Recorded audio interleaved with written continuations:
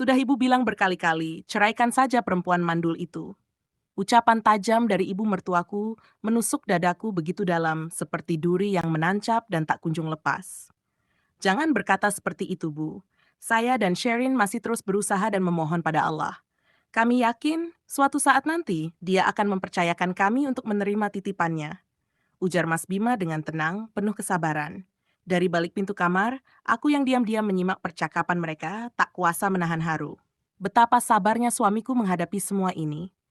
5 tahun kami mengarungi bahtera rumah tangga, namun hingga kini kami belum juga dikaruniai buah hati. Ibu ini sudah tua, Bima. Mau nunggu ibu mati dulu, baru kamu sadar dan menyesal? Bentaknya lagi, menepis ucapan lembut anaknya sendiri. Bima harus berangkat kerja, Bu. Sudah telat. Tanpa membalas lebih jauh, Mas Bima beranjak pergi, meninggalkan ibunya yang masih dipenuhi amarah. Hati kecilku perih melihatnya, karena hampir setiap hari suamiku harus menelan tekanan dari perempuan yang membesarkannya.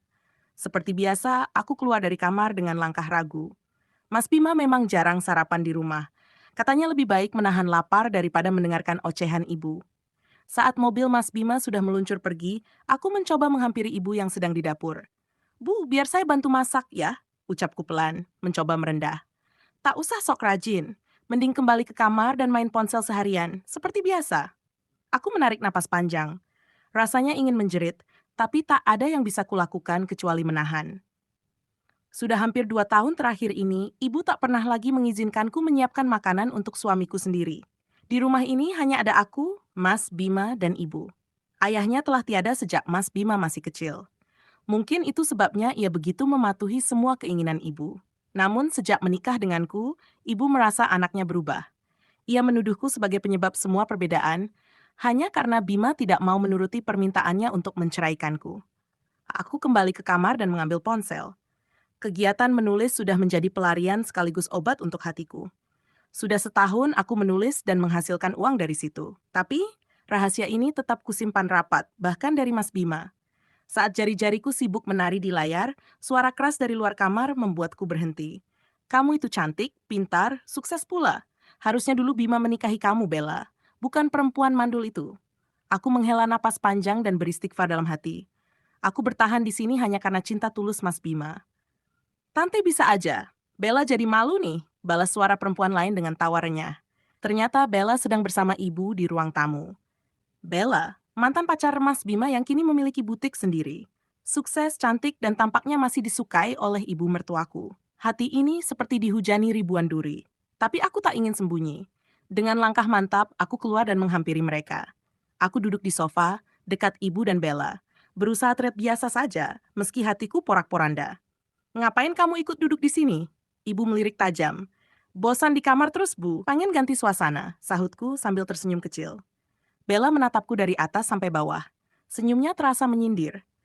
Mungkin penampilanku yang sederhana dan tertutup ini sangat bertolak belakang dengan gaya dirinya yang modis dan mencolok. Makanya jangan malas, kerja cake. Belajar dari Bella tuh. Cantik, mandiri, sukses. Kamu? Jauhlah, bagaikan langit dan bumi. Bella tersenyum manis mendengar pujian itu, lalu berkata dengan nada manja, "Ah, Tante lebay deh. Tante cuma menyampaikan kenyataan. Seharusnya kamu yang menjadi istri Bima." Dada ini kembali sesak. Kata-kata itu entah sudah keberapa kalinya terdengar dari mulut ibu mertuaku. Tak ada lagi rasa hormat yang ia tunjukkan padaku sebagai menantunya. Cukup, Bu. Saya ini juga manusia, bukan batu. Saya punya hati, punya perasaan. Kali ini ibu sudah kelewatan. Bentakku untuk pertama kalinya dengan suara lantang, tak kuasa lagi menahan emosi. Kamu berani membentak mertuamu? Dasar menantu kurang ajar. Ibu berdiri dengan tangan bertolak pinggang, wajahnya merah menahan amarah. Sudah, Tante, jangan terlalu dipikirkan. Nanti malah bikin kesehatan Tante terganggu. Saut Bella lembut, mencoba mengambil hati. Kemarahan yang menumpuk membuatku memilih mundur. Aku berbalik dan melangkah cepat menuju kamar. Di belakangku, suara ibu masih menggelegar, penuh caci maki dan sumpah serapah. Perempuan mandul, tunggu saja, aku akan pastikan Bima menceraikanmu dalam waktu dekat. Sesampainya di dalam kamar, tangisku pecah sejadi-jadinya. Hari ini, rasanya semua kesabaranku diuji lebih berat dari sebelumnya. Aku menyeka air mata yang terus mengalir. Sudah cukup aku diam selama ini. Jika sebelumnya aku selalu menolak untuk memeriksakan diri ke dokter, maka sore ini aku akan mengajak Bima ke klinik. Aku ingin tahu kebenarannya. 5 tahun menikah, dan ibu tak pernah lelah menyematkan label mandul padaku. Padahal aku belum pernah sekalipun memeriksa kondisiku secara medis. Waktu berlalu, Mas Bima akhirnya pulang kerja. Assalamualaikum. Suaranya terdengar dari depan rumah seperti biasa, hangat dan menenangkan. Aku bergegas keluar kamar. Setiap kali mendengar suaranya, hati ini terasa damai. Ia adalah satu-satunya alasan aku masih bertahan di rumah ini. Waalaikumsalam, jawab ibu sambil membukakan pintu lebih dulu. Aku muncul di belakangnya, memberikan senyum hangat untuk suamiku. Dek, panggil Mas Bima saat melihatku. Ibu langsung melirikku tajam, senyum sinis tersungging di bibirnya. Mas Bima melangkah masuk dan duduk di sofa, melepas penat. Mas, hari ini kita ke dokter ya? Kataku tanpa basa-basi, suara tegas tapi lembut. Ngapain ngajak Bima ke dokter? Tanya ibu curiga. Untuk memeriksa kesuburan kami, Bu. Saya lelah terus-terusan disebut mandul. Biarlah dokter yang memberikan jawaban. Mas Bima tampak terkejut. Mungkin karena selama ini aku selalu menolak saat ia mengajakku melakukan hal yang sama. Masih mau dibuktikan juga? Sudah jelas yang mandul itu kamu. Ibu menyela dengan nada meninggi. Jawabku, berani untuk pertama kalinya menentang. Jadi kamu menuduh anakku yang gak subur? Hati-hati kamu bicara. Di keluarga kami tak ada yang mandul. Bentak ibu, matanya menatap tajam seperti ingin melumatku. Sudah? Cukup, Bu. Mas Bima akhirnya angkat bicara. Memang seharusnya dari dulu hal ini diperiksakan secara medis. Sherin sudah banyak berikhtiar, tapi belum memeriksa diri secara menyeluruh. Sekarang saatnya kita cari tahu dengan pasti. Aku akan ke dokter bersamanya. Aku, Mas Bima, dan ibu akhirnya melangkahkan kaki menuju rumah sakit. Di sepanjang perjalanan, pikiranku dipenuhi berbagai kemungkinan. Bagaimana jika ternyata Mas Bima yang tidak subur? Pernah suatu kali, ibu berkata bahwa jika anak keturunannya memiliki masalah dalam hal keturunan, ia lebih baik mati daripada menanggung rasa malu. Kata-kata itu kini kembali bergema di benakku, membuat kecemasan semakin membuncah. Siapapun nanti yang divonis mandul, aku tahu posisiku tetap akan jadi korban dari semuanya. Sesamanya di Rumah Sakit Bina Harapan, kami langsung menuju bagian pendaftaran dan meminta pemeriksaan kesuburan. Tak banyak bicara, kami langsung diarahkan ke ruang pemeriksaan. Dr. Wildan, yang akan menangani kami, menyambut dengan ramah dan meminta agar aku dan Mas Bima masuk bersamaan. Wajahku tegang, begitupun Mas Bima. Pemeriksaan pun dimulai secara bergantian. Mas Bima yang diperiksa terlebih dahulu, kini telah selesai dan dipersilakan menunggu di luar. Saat giliranku selesai, Dr. Wildan menahanku. Hati ini langsung berdebar. Ada apa? Maaf, Bu Sherin. Dengan berat hati, saya harus menyampaikan sebuah kenyataan. Ucap Dr. Wildan serius, tatapannya menusuk langsung ke mataku. Dek, jantungku berdegup semakin kencang. Dalam hati aku bertanya, benarkah aku yang tidak subur? Sampai dokter pun tampak begitu hati-hati menyampaikannya. Silakan dok, katakan saja, jawabku dengan suara bergetar. Dari hasil pemeriksaan yang kami lakukan, Bu Sherin dinyatakan sehat dan subur. Aku menghembuskan napas lega. Alhamdulillah, bisikku pelan. Setidaknya, kali ini tuduhan ibu padaku bisa terbantahkan. Namun, belum sempat aku merasa tenang, dokter melanjutkan kalimatnya. Tapi, saya sangat menyesal harus memberitahukan bahwa dari hasil tes, suami ibu tidak subur. Dek, dunia seperti berhenti berputar sesaat. Ketakutan yang selama ini berusaha kupinggirkan, akhirnya menjadi nyata. Bu Sherin, Anda baik-baik saja? Tanya Dr. Wildan dengan khawatir, membuyarkan lamunanku. Aku mengangguk cepat. Saya mohon dok, tolong rahasiakan ini dari suami dan mertua saya. Tapi kenapa harus dirahasiakan? Tanya dokter tampak heran. Karena tugas saya sebagai istri adalah melindungi suami saya. Saya tidak ingin dia merasa bersalah atau terluka. Katakan saja bahwa sayalah yang tidak subur. Ucapku mantap, meski wajahku tak mampu menyembunyikan kepedihan. Dr. Wildan terlihat ragu dan sempat menolak, tapi setelah perdebatan kecil, ia akhirnya menyerah. Baiklah Bu Sherin, Anda benar-benar wanita yang luar biasa. Saya doakan rumah tangga Anda tetap harmonis sampai tua nanti. Kami pun keluar dari ruangan bersamaan. Di ruang tunggu, Ibu dan Mas Bima sudah menanti dengan wajah penasaran. Bagaimana hasilnya, dok? Benarkan menantu saya ini yang mandul? Tanya ibu penuh harap, dengan nada yang hampir menyakitkan. Dr. Wildan melirikku sejenak. Wajahnya tampak menahan perasaan tak nyaman. Lalu ia menarik napas panjang dan berkata dengan pelan namun jelas, "Ya, Bu. Berdasarkan hasil pemeriksaan, Bu Sherin dinyatakan tidak subur." Tatapan tajam dari ibu dan Mas Bima menusuk dadaku.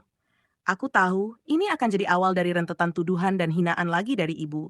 Sebenarnya, keputusanku memeriksakan kesuburan bukan untuk membuktikan apa-apa pada mereka, tapi demi menjawab rasa penasaranku sendiri.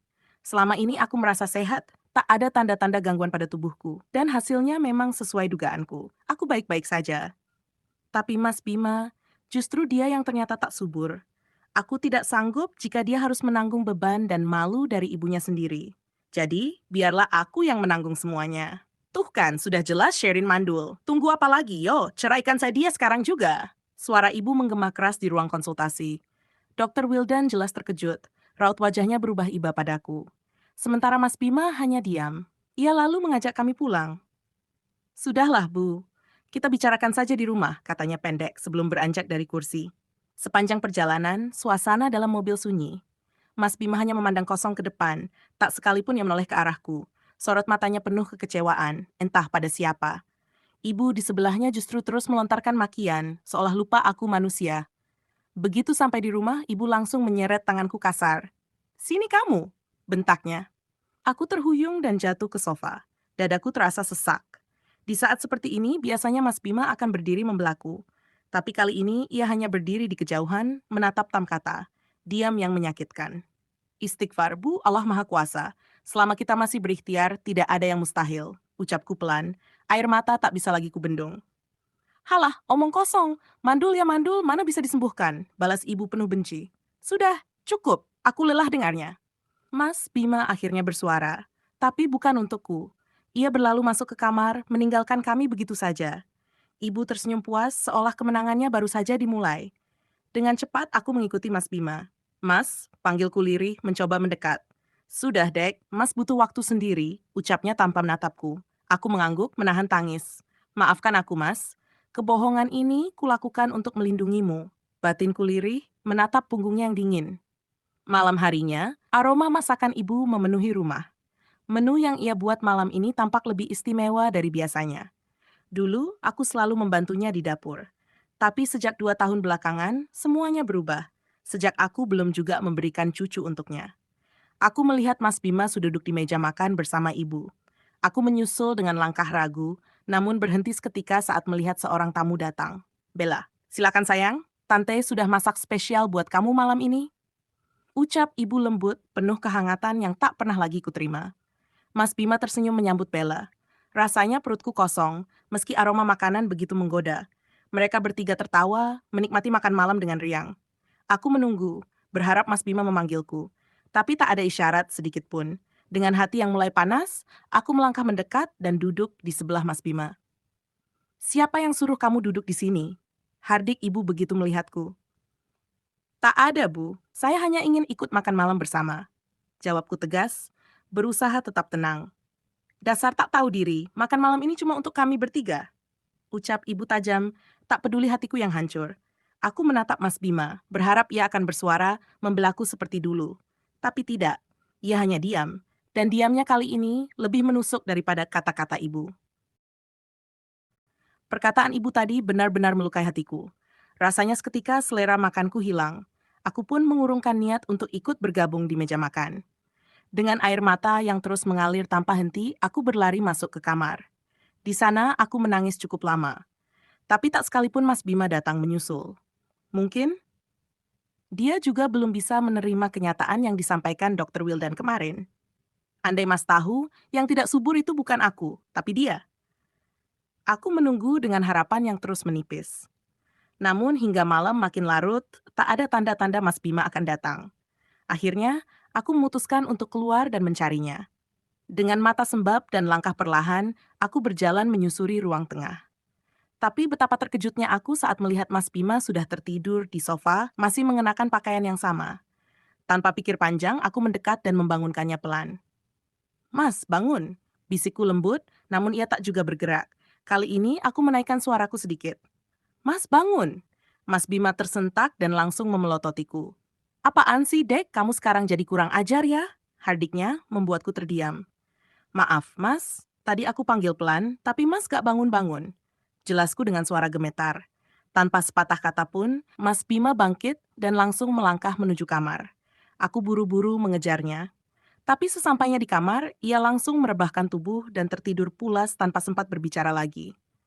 Aku hanya bisa menatap punggungnya dalam diam. Dengan napas berat, aku pun akhirnya ikut memejamkan mata. Pagi datang. Aku terbangun lebih awal dari biasanya dan mendapati sisi ranjang di sebelahku sudah kosong. Tumben, Mas pagi-pagi sudah keluar, gumamku pelan. Aku bergegas mandi. Setelah selesai dan keluar kamar, aku melihat Mas Bima sedang sarapan di meja makan bersama ibu. Mereka tampak akur dan santai. Tak ada ketegangan, seolah semalam tak pernah terjadi apa-apa. Aku mendekat dan duduk di sebelah suamiku. Pagi-pagi sekali udah bangun, Mas? Ucapku mencoba mencairkan suasana. Iya, ada meeting penting. Lagi pula, Mas kangen sama masakan ibu. Jawabnya singkat, tanpa menoleh padaku. Aku hanya bisa berdehem pelan menanggapi ucapannya, mencoba menelan perih yang terasa. Jadi, Bima setuju kan dengan rencana ibu semalam? Tanya ibu sambil menatap Mas Bima penuh harap. Aku mengerutkan kening, bingung. Rencana apa? Pikirku. Mas Bima hanya mengangguk pelan tanpa memberi penjelasan. Aku makin penasaran apa yang mereka bicarakan semalam di luar pengetahuanku. Bima berangkat dulu ya, Bu, ucapnya sambil mencium tangan ibu. Lalu ia berbalik padaku. Dek, Mas berangkat. Ia mengulurkan tangan agar aku menciumnya. Hati-hati ya, Mas, sahutku memaksakan senyum. Kini rumah kembali sepi. Hanya ada aku dan ibu. Tapi tidak seperti biasanya, pagi ini tidak ada keributan, tak ada sindiran, tak ada bentakan. Ibu tampak tenang, bahkan terlalu tenang. Apa mungkin ibu mulai berubah? Entah kenapa, aku merasa sedikit damai. Mungkinkah doaku selama ini mulai dijawab oleh Tuhan? Aku duduk di sofa sambil menggenggam ponsel. Tiba-tiba, ibu datang dan duduk tepat di sampingku. Sherin, panggil ibu dengan suara lantang. Iya, Bu. Sahutku menghampirinya dengan langkah hati-hati. Tatapan matanya tajam, penuh ketegasan. Tadi malam, ibu dan Bima sudah berdiskusi. Sekarang, ibu ingin memberimu satu pilihan. Ucapnya datar, tapi menggema di telingaku. Pilihan? Tanyaku, bingung dan penasaran. Bima sudah setuju untuk menikahi Bella. Kalimat itu jatuh seperti petir di siang bolong. Rasanya seolah dadaku dihantam keras. Nafasku tercekat. Sesak yang mendera terasa berbeda kali ini, menikam sampai ke tulang. Jangan pingsan, Sherin. Jangan sekarang. Aku berusaha menguatkan diri. Tarikan napas panjang kulakukan, kuhembuskan perlahan, lalu kulafalkan istighfar dalam hati berulang-ulang. Ini ibu bercanda kan? Tanyaku lagi, masih mencoba menyangkal realita. Ibu tidak pernah main-main untuk hal seperti ini. Jawabnya tegas, tanpa sedikit pun getar di suara. Mataku mulai buram, dunia seperti berputar. Tapi aku tahu, aku tak boleh runtuh. Bukan sekarang. Baik, Bu. Nanti saya akan bicara langsung dengan Mas Bima. Ucapku, menenangkan diriku sendiri lebih dari menenangkan orang lain. Ibu tampak terkejut dengan responku yang tak meledak-ledak. Mungkin ia menanti kemarahanku, tapi aku hanya berbalik perlahan dan melangkah kembali ke kamar. Seperti biasa, aku menuangkan semua luka dan perasaan dalam tulisan. Satu-satunya tempat aku bisa jujur sepenuhnya. Kamu tega, Mas. Aku sudah berkorban menutup rapat kelemahanmu. Tapi justru aku yang disakiti. Kalau saja kamu tahu siapa sebenarnya yang tidak subur, masihkah kamu akan memilih Bella? Gerutuku dalam hati sambil mengepalkan tangan dengan erat. Sepertinya aku tak bisa menyimpan rahasia ini lebih lama. Apa yang kuanggap sebagai bentuk perlindungan, kini berubah menjadi belati yang menikamku perlahan. Ini tidak adil. Waktu berlalu cepat. Mas Bima akhirnya pulang. Namun tak seperti biasanya, aku tak lagi menyambutnya di depan pintu. Dari dalam kamar, aku bisa mendengar percakapan mereka di ruang tamu. Jadi, kapan kamu melamar Bella? Tanya ibu, suaranya jelas terdengar dari balik dinding. Nanti, Bu. Bima mau bicara dulu dengan Sherin. Tanganku mengepal lagi. Ternyata, ia benar-benar serius. Bukan sekadar angin lalu. Berani sekali kau, Mas, bisikku. Aku pun keluar dengan langkah terukur, mencoba tetap terlihat tenang. Mas, sapaku pelan. Dek, sini duduk, jawabnya, berusaha terdengar ramah. Senyuman sinis ibu langsung menyambutku. Aku tahu, ia merasa telah memenangkan segalanya hari ini. Mas capek? Mau adek buatin minum? Tanyaku pelan, sekadar basa-basi. Gak usah, dek. Mas Bima tampak gugup. Bibirnya bergerak, tapi kalimatnya tak kunjung tuntas. Aku sudah tahu, Mas. Tak perlu pura-pura lagi, batinku. Aku tetap diam, menanti ia membuka suara. Dek, sebenarnya, ucapnya, namun masih ragu. Sudahlah Bima, ngapain muter-muter, langsung aja bilang, potong ibu tajam. Mas Bima menarik napas lalu berkata, Mas minta izin untuk menikah lagi, Dek. Dek, meski aku sudah bersiap, kalimat itu tetap menghantam keras. Hati yang tadinya kukunci rapat, kini berguncang hebat. Apa, Mas? Tanyaku pura-pura terkejut. Ini demi masa depan keluarga kita. Supaya kita bisa segera punya keturunan. Keturunan? Kata itu kembali menusuk. Aku hampir tertawa. Pahit. Bagaimana bisa dia bicara soal keturunan, sedangkan dirinya sendirilah penyebab semua ini? Tapi Mas, sudahlah. Terima aja, jangan banyak protes. Potong ibu dengan suara membentak, tajam menusuk telinga. Bukan begitu maksudku, Bu.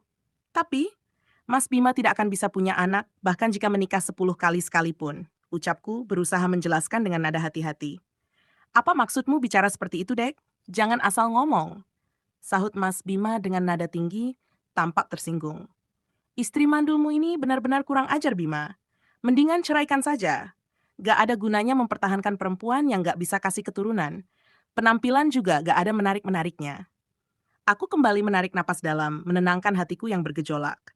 Sekuat tenagaku ucap istighfar dalam hati. Benar, aku memang bukan Bella yang cantik jelita.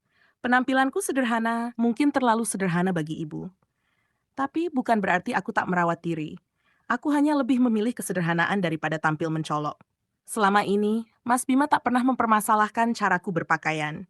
Bahkan, ia pernah bilang ia menyukai penampilanku yang lebih tertutup sejak kami menikah. Namun kini, ibu dengan mudahnya merendahkanku. Semua ini terlalu menyakitkan. Cukup, Bu. Saya mohon, jangan lagi menyebut saya perempuan mandul, seruku, tak mampu lagi menahan amarah. Turunkan suaramu, Dek. Tidak sopan bicara begitu pada ibu. Tegur Mas Bima, menatapku tajam. Ibu pun langsung berpura-pura menangis, memeluk lengan Mas Bima. Lihat sendiri, Bima. Istri mandulmu ini benar-benar kurang ajar pada ibu. Aku sudah terlalu muak dengan sandiwara ibu, tapi aku menahan diri. Sudah, Bu. Istirahat saja dulu di kamar. Biar Bima yang bicara dengan Sherin, ucap Mas Bima menenangkan. Ibu akhirnya pergi, tapi sempat melemparkan pandangan sinis ke arahku, seolah-olah mengatakan bahwa ia telah menang. Sekarang hanya ada kami berdua. Tatapan Mas Bima menusukku, membuatku sedikit canggung. Mas tahu ini pasti berat untukmu, Dek. Tapi Mas tidak bisa menolak keinginan ibu. Usianya sudah tua, dan beliau ingin segera menimang cucu. Mas tidak menceraikanmu, hanya minta restu agar bisa menikahi Bella. Aku menarik napas, mencoba meredakan emosi. Tolong dengarkan dulu, Mas. Masalahnya bukan aku yang tidak bisa memberi keturunan. Justru aku bersalah karena selama ini menyembunyikan kebenaran. Dek, maksudmu apa? Katakan dengan jelas, tanyanya, terlihat bingung. Aku memejamkan mata, menyiapkan hati untuk mengatakan sesuatu yang selama ini kusembunyikan. Hasil pemeriksaan dari Dr. Wildan, Mas yang tidak subur bukan aku, ucapku lirih menunduk. Apa?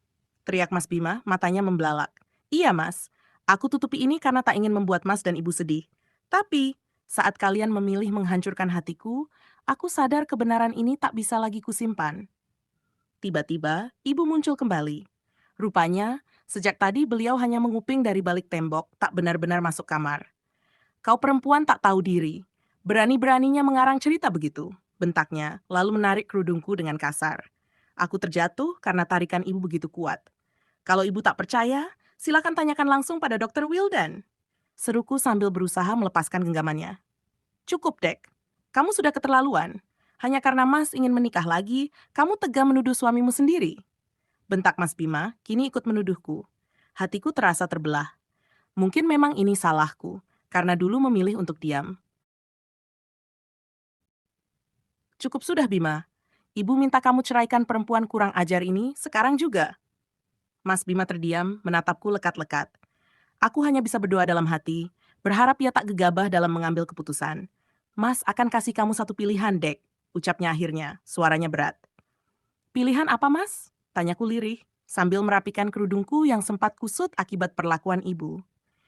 Izinkan Mas menikah lagi, atau Mas akan menceraikanmu, Dek. Dunia seakan runtuh menimpa kepalaku. Pilihan macam apa ini? Lidahku keluh, sementara ibu menatapku dengan senyum penuh kemenangan. Aku hanya bisa menggeleng perlahan, tak percaya dengan apa yang tengah terjadi. Aku cuma minta satu hal, Mas. Besok kita ke Dr. Wildan bersama. Setelah itu, apapun keputusan Mas, aku terima.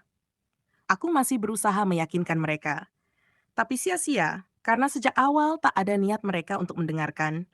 Ah, jangan-jangan kamu sudah menyuap dokter itu. Sudahlah Bima, ceraikan aja perempuan ini. Dia sudah kehilangan akal sehatnya. Ibu tak henti-hentinya menuduh dan menyudutkanku. Sepertinya benar kata ibu, kamu memang sudah gak waras, Dek. Mungkin karena gak sanggup nerima kenyataan, kalau kamu memang mandul, ujar Mas Bima dengan nada menusuk. Aku nyaris terjatuh mendengar kata-katanya. 5 tahun bersamanya, dan hanya itu balasan yang kudapat? Sungguh, ini di luar nalar. Bahkan jika aku memang mandul, bukankah seharusnya ia tetap menjaga hatiku? Tapi nyatanya, semua kebohonganku yang bertujuan melindunginya, kini justru berbalik menikamku. Mulai sekarang, aku talak kamu, Sherin Lestari. Dunia seketika runtuh, penglihatanku kabur, pandanganku gelap. Aku berharap semua ini hanya mimpi buruk yang akan segera berlalu. Entah berapa lama aku tak sadarkan diri. Saat membuka mata, aku sudah berada di kamar. Kusempatkan melirik ke sisi ranjang, kosong. Mas Bima ternyata tidur di sofa, seperti biasanya saat kami bertengkar. Tapi malam ini berbeda. Ia benar-benar telah mengakhiri segalanya. Aku bangkit perlahan. Hari sudah larut malam. Hati ini kosong. Aku sadar semua ini terjadi karena kebodohanku sendiri. Seharusnya sejak awal aku berani bicara. Sekalipun ibu mengancam akan bunuh diri, seharusnya aku tidak terlalu memikirkan perasaannya. Biarlah mereka terluka, asal aku tidak mengkhianati diriku sendiri. Terlalu naif jika aku mencoba menjadi pahlawan. Sekarang, akulah yang justru terbuang. Tapi sudahlah, semua sudah terjadi. Aku kembali ke kamar, mulai mengemas barang-barangku. Besok pagi, aku harus pergi dari rumah ini, rumah yang telah kutinggali selama 5 tahun, yang kini tak lagi menjadi tempat pulang. Setelah semuanya siap, aku mencoba tidur. Meski mata ini berat, air mata tak henti jatuh membasahi bantal. Pagi harinya aku terbangun, lalu menunaikan salat subuh. Setelahnya, aku keluar dari kamar membawa koperku. Ibu dan Mas Bima sudah duduk di ruang tengah. Aku menghampiri mereka dengan langkah mantap, mencoba menahan gejolak di dada. Bu, Mas, saya akan pergi dari rumah ini. Tapi sebelum itu, tolong dengarkan satu hal terakhir dari saya. Percayalah, saya tidak berbohong. Halah, kalau mau pergi ya pergi aja. Gak usah drama segala, bentak ibu kasar, bahkan tak sudi menatap wajahku. Iya, Sherin, kami gak perlu dengar omong kosongmu lagi, timpal Mas Bima, dingin. Aku menarik napas dalam-dalam. Kalau begitu, terserah. Yang penting, saya sudah mencoba bicara jujur. Tak ada lagi yang bisa kuperbuat. Dengan hati hancur, aku menyeret koperku ke depan rumah. Kupesan taksi online, lalu menunggu dalam diam. Air mata mengalir begitu saja saat kulihat dari kejauhan rumah yang telah menjadi saksi seluruh kebahagiaan dan luka dalam hidupku, yang kini harus kutinggalkan. Langkahku terasa berat, namun pasti. Di belakangku jelas tergambar raut puas di wajah mantan mertuaku. Sementara Mas Bima hanya menunduk dalam diam, enggan menatapku. Saya pamit, ucapku lirih sebelum melangkah menuju gerbang. Tak ada jawaban, hanya kesunyian. Ibu menyunggingkan senyum tipis penuh sindiran. Aku segera masuk ke dalam taksi yang sudah menunggu di depan rumah. Aku memutuskan mencari kontrakan untuk tinggal sementara. Untungnya, sejak setahun lalu aku sudah memiliki penghasilan tetap, sehingga aku sempat menabung, setidaknya cukup untuk memulai kembali hidupku dari awal. Tak ada rumah untuk kembali pulang. Kedua orang tuaku telah tiada sejak aku masih duduk di bangku sekolah. Dek, Mas ingin melamarmu. Suara Mas Bima kembali terngiang di kepalaku. Mas serius? Aku ini cuma gadis yatim piatu yang gak punya apa-apa. Kita beda dunia, jawabku ragu waktu itu. Mas gak peduli soal itu. Yang penting bagiku adalah hatimu yang tulus, balasnya meyakinkan. Pipiku memerah mendengar ucapannya. Jadi, kamu bersedia jadi bidadari, Mas? Tanyanya serius. Tanpa ragu, aku mengangguk sambil tersenyum malu. Maaf, Bu, kita sudah sampai, suara sopir taksi menyadarkanku dari lamunan masa lalu. Oh iya, terima kasih, Pak. Jawabku cepat sambil mengambil barang-barangku. Semalam aku sudah mencari informasi kontrakan lewat media sosial. Hari ini aku bisa langsung menempatinya. Meskipun sederhana, kontrakan ini cukup nyaman untuk kutinggali sendiri. Saat duduk sejenak melepas lelah, aku membuka ponsel. Status WhatsApp ibu muncul di layar. Foto dirinya bersama Bella tersenyum bahagia. Aku menghela napas panjang, berat. Tiba-tiba notifikasi pesan masuk. Mantan menantu mandulku, kamu di mana sekarang? Pasti bingung nyari tempat tinggal ya. Pesan dari mantan mertuaku itu begitu menusuk. Tapi aku memilih untuk tidak terpancing. Biarlah mereka beranggapan aku terpuruk. Pada waktunya nanti, aku akan membuktikan bahwa aku bisa berdiri sendiri dan jauh lebih kuat dari yang mereka kira. Semoga segera diberi cucu. Balasku singkat dengan emoji senyum. Balasan cepat datang darinya. Tentu saja, karena calon menantuku tidak mandul sepertimu. Aku tersenyum kecil, lalu mematikan notifikasi. Tak ada gunanya menanggapi lebih lanjut. Aku mulai membiasakan diri di lingkungan baru ini. Kontrakan mungilku cukup rapi, ada kursi di teras depan tempat aku bisa bersantai. Saat menatap ke seberang jalan, aku baru sadar ada rumah megah berdiri dengan anggun di sana. Sepertinya kawasan ini memang banyak dihuni kalangan menengah ke atas. Aku mengalihkan pandangan ke layar ponsel, ingin mengecek pendapatanku bulan ini dari menulis. Saat melihat angkanya, aku tersenyum bahagia.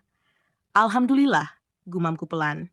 Alhamdulillah apa tuh? Tanya seseorang dari samping, membuatku terlonjak kaget. Dokter Wildan, seruku kaget, tak menyadari kehadirannya. Beliau tersenyum dan duduk di sebelahku. Kamu yang ngontrak di sini? Aku mengangguk pelan melihatnya tampak heran. Bukannya, aku tahu apa yang ingin beliau katakan, tapi sepertinya beliau menahan diri agar tidak menyinggungku. Iya dok, saya dan Mas Bima sudah berpisah, ucapku lebih dulu. Loh, kok bisa? Akhirnya aku menceritakan semuanya dengan jujur. Dokter Wildan mendengarkan dengan seksama, lalu menggeleng pelan. Ini memang kesalahanku sendiri, dok. Aku yang memilih diam dan menutupi semuanya, ujarku pelan. Tapi mereka seharusnya bisa periksa ulang kan? Sekarang teknologi sudah canggih. Kalau ibunya takut aku memihakmu, tinggal periksa ulang di rumah sakit lain. Aku hanya bisa tersenyum, getir dan pahit.